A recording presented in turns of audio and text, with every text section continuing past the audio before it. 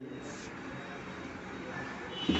मेरा नाम विष्णुप्रिया है और मैं मूलतः उत्तर प्रदेश के वाराणसी जिले की निवासी हूँ। और सर मेरी schooling SS inter college Govindpur Rohania से हुई है, हाई स्कूल और इंटर। और सर मेरा ग्रेजुएशन और LLB Maharaj Balwant Singh PG college Gangapur Raitala Varanasi से हुआ। और सर मेरा एलएलएम वहीं से अपीयरिंग है। अच्छा, बहुत अच्छा। तो एलएलएम आप अपीयरिंग, आगे क्या विचार है आपका करियर के बारे में? आप कहाँ एकेडमिक क्षेत्र में जाना चाहती हैं, क्या सोचा है आपने? सर मैं एपी और जे के लिए। अच्छा, बहुत अच्छी शुभकामनाएं। तो किस सब्जेक्ट को आपका जो सबसे पसंदीदा विषय है क्या है? किसको आप रुचि के साथ पढ़ती हैं? क्या आपको अच्छा लगता है पढ़ना? किसके बारे में आपको बताना अच्छा लगेगा? Sir evidence.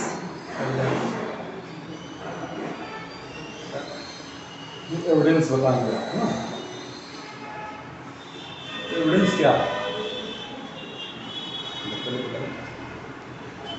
सर जो साक्ष्य होता है और वो जो व्यक्ति जो अगर कोई व्यक्ति कोई ऑफेंस करता है और जो जिसके खिलाफ वो करना है, जो साक्ष्य होता है उसको युक्त मतलब प्रथम अवधारणा ये होती है कि जो व्यक्ति होता है अभियुक्त होता है, निर्दोष की अवधारणा होती है। और दूसरी ये होता है कि सर वो युक्त संदेह से परे साबित होना चाहिए। तो ये एविडेंस है। आपने बताया कि एविडेंस आपका फेवरेट है।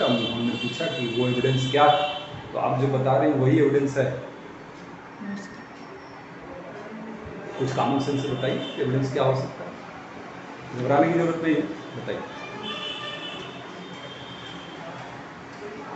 सर एविडेंस वो होता है जो मजिस्ट्रेट या न्यायालय के समक्ष अधीन जो न्यायालय द्वारा मांगने पर प्रस्तुत किया जाता है, वो एविडेंस होता है।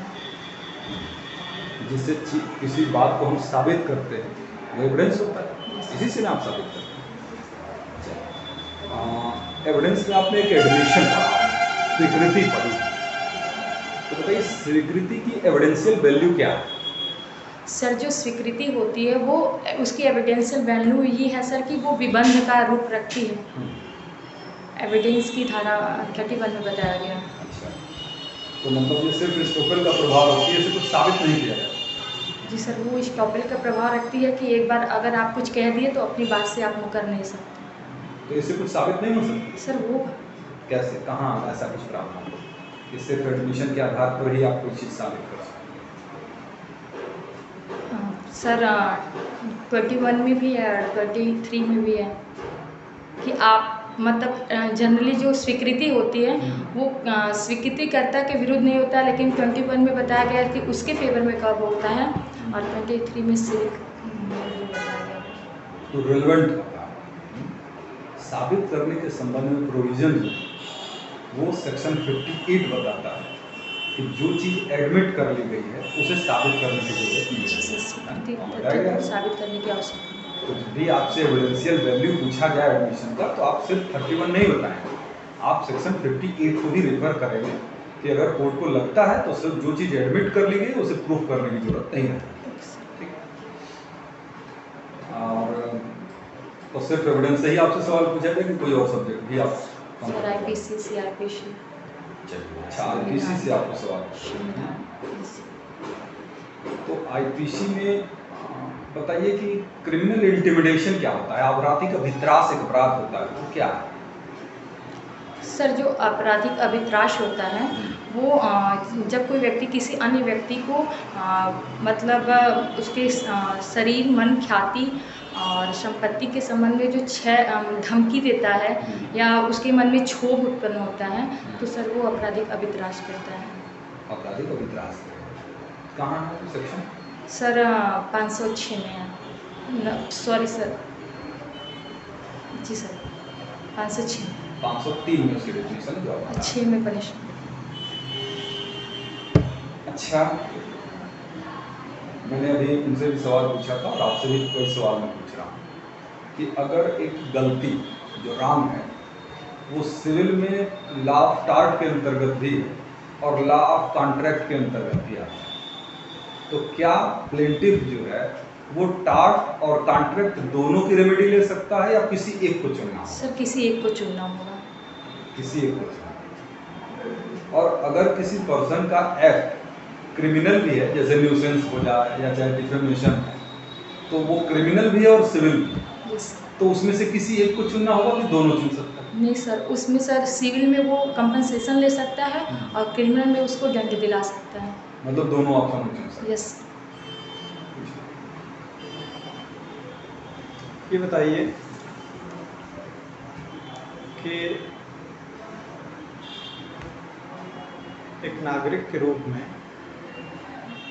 अगर धार्मिक स्वतंत्रता और व्यक्तिगत स्वतंत्रता में द्वंद्व हो, कॉन्फ्लिक्ट हो, तो उसमें आप किसे ज़्यादा तरजीह देना चाहेंगे? किसे मतलब वरीयता दी जानी चाहिए? सर व्यक्तिगत स्वतंत्रता को। व्यक्तिगत स्वतंत्रता को तरजीह दी जानी चाहिए। Yes sir. तो ऐसा क्यों? इसके पीछे आपका क्या तर्क है? सर क्योंकि जो धार्मिक स्वतंत्रता है और वो सर व्यक्ति मानने के लिए बाध्य नहीं है, वो उसका आचरण वो सर उसको किसी तरह बाध्य नहीं किया जा सकता है। वो उसका मन वो उसको माने या ना माने, वो उसकी पूजा करे या ना करे, ये उसके ऊपर डिपेंड करता है। और व्यक्तिगत स्वतंत्रता जो व्यक्ति का अधिकार है उसके सर लिए उसमें बताया गया कि वो उसका व्यक्तिगत अधिकार है। ठीक है।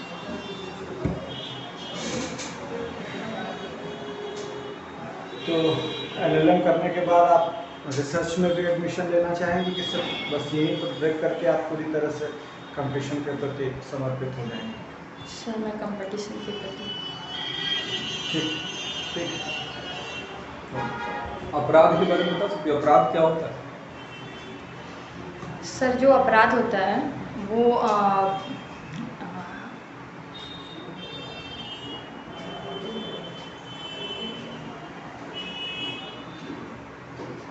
Sorry sir. कोई घबराने की बात नहीं है, आप अपराध तो बता ही सकती हैं। अपराध क्या है आपकी नज़र में? अपराध किस बात को कहें? सर अपराध वो है जो मतलब किसी व्यक्ति के अधिकारों किसी व्यक्ति के सॉरी सर मैं नहीं बता पा रही। कोई भी है जो पनिशेबल बाय लॉ है वो अपराध है। चलिए आपसे ये मैं पूछता हूँ, अपराध की डेफिनेशन कहीं दी गई है कि नहीं? यस। कहाँ? सर IPC के सेक्शन 14 में और और सर CRPC में 2N में दी गई है।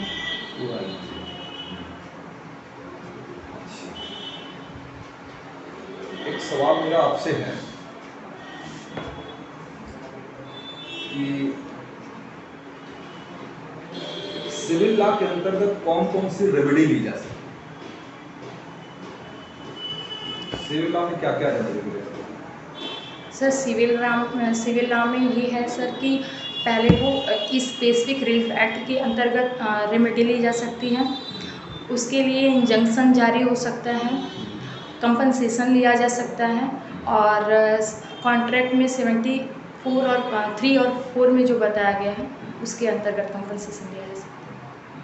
मतलब कंपनसेशन वो लिक्विडेटेड नॉन लिक्विडेटेड हो सकता है, Yes. इंजंक्शन हो सकता है और स्पेसिफिक परफॉर्मेंस हो सकता है। तो ये बताइए कि कॉन्ट्रैक्ट एक्ट में क्वेश्चन आता है कि विदेशी विधि की भूल का तो प्रभाव होगा कि कॉन्ट्रैक्ट को उसका क्या प्रभाव होगा, आप बताइए कि कॉन्ट्रैक्ट में जो अगर पार्टी ने विदेशी विधि की भूल की है तो उसका क्या प्रभाव होगा? सर हमारे यहाँ जो है वो भूल का प्रभाव सर वो मतलब यहाँ भूल क्षम्य नहीं है। विदेशी विधि में भूल को वायड माना गया है, लेकिन सर यहाँ वायड नहीं है। वो पक्षकारों की विदेशी लाइबिलिटी। विधि की भूल का प्रभाव वाइड होगा? Yes sir. वहाँ सर अगर विधि की भूल की गई है तो वहाँ शून्य होता है, जबकि सर हमारे यहाँ अगर एक पक्षकार द्वारा विधि की भूल की गई है तो वो वायड नहीं होता है। वाइड नहीं। No sir. क्या होता क्या है? वाइड? हाँ सर वो इंडियन लॉ का मिस्टेक अगर होगा तो उसका इफेक्ट क्या होगा? सर, वो- कॉन्ट्रैक्ट वैलिड होगा। Yes sir. कहाँ है प्रोविजन इसके संबंध में? सर 21 और 20 में है। 20 में कि 21? सर 20 में। 21 में।